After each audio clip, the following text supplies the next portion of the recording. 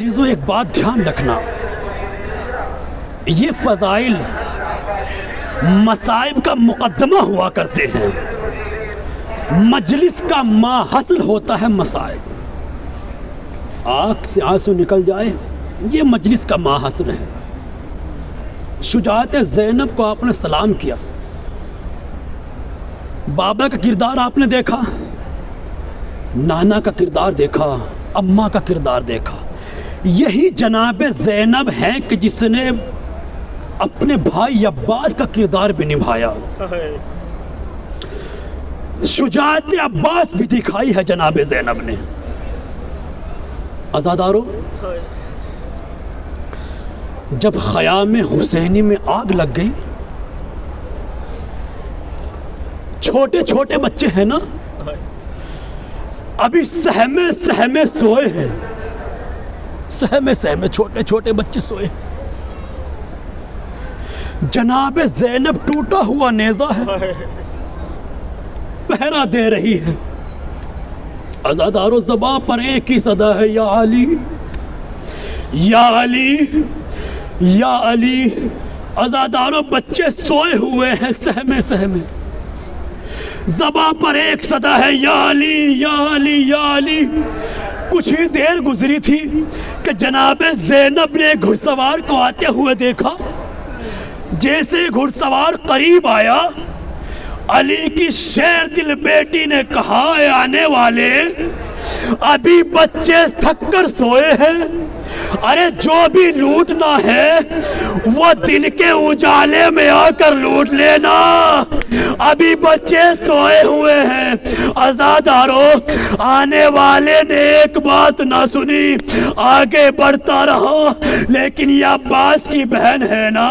ارے جناب زینب نے کہا، گھڑ سوار قریب آتا گیا، قریب آتا گیا، ارے جیسے ہی قریب آیا، عباس کی بہن نے جناب زینب نے کہا، اے آنے والے، ارے کیا تجھے نہیں معلوم، ارے میں عباس کی بہن ہوں۔ لجام فرش پر ہاتھ ڈالا۔ عزادارو، ارے آنے والے نے چہرے سے نقاب کو الٹا، کہا، بیٹی زینب، ارے نہیں پہچانا، میں تیرا بابا علی آ گیا۔ جزاکم ربکم خیر الجزا۔ خدا آپ کو کوئی غم نہ دے سوائے مظلوم کربلا کے۔ بیٹی زینب نہیں پہچانا، یہ بابا علی آ گئے۔ ارے جناب زینب بیبیوں کے قریب آئی، اے بیبیوں، ارے کوئی چادر ہو تو دے دو، میں کبھی ننگے سر اپنے بابا کے سامنے نہیں آئی۔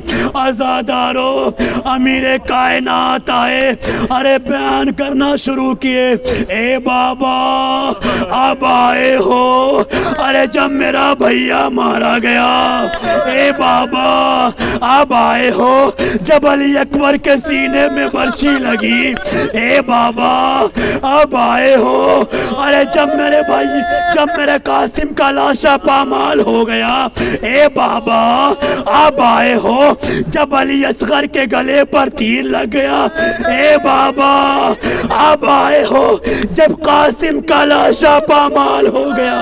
عزادارو، ارے بیبیاں بیان کر رہی ہیں، امیر کائنات نے دائیں دیکھا، بائیں دیکھا، کہا، سکینہ کہیں نظر نہیں آتی۔ کیا دیکھا؟ ایک کونے میں جناب سکینہ ہے، گھٹ گھٹ کر بیان کر رہی ہے۔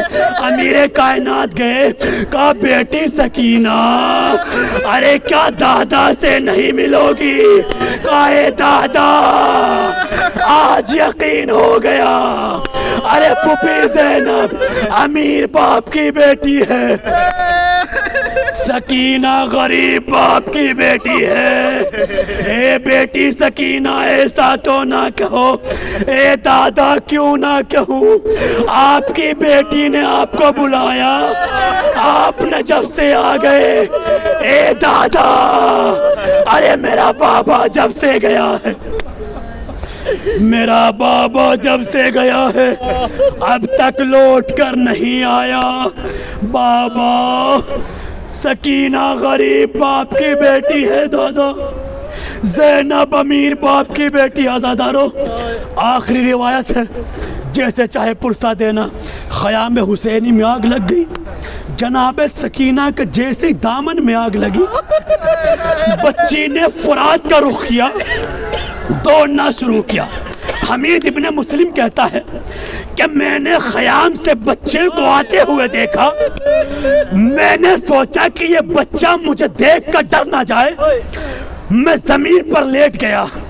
تزادارو حمید ابن مسلم لکھتا ہے کہ میں نے جیسے ہی بچی قریب آئی، بچے نے کہا میں نے حمید تمہیں دیکھ لیا ہے، کھڑے ہو جاؤ، مجھے فرات کا راستہ بتا دو۔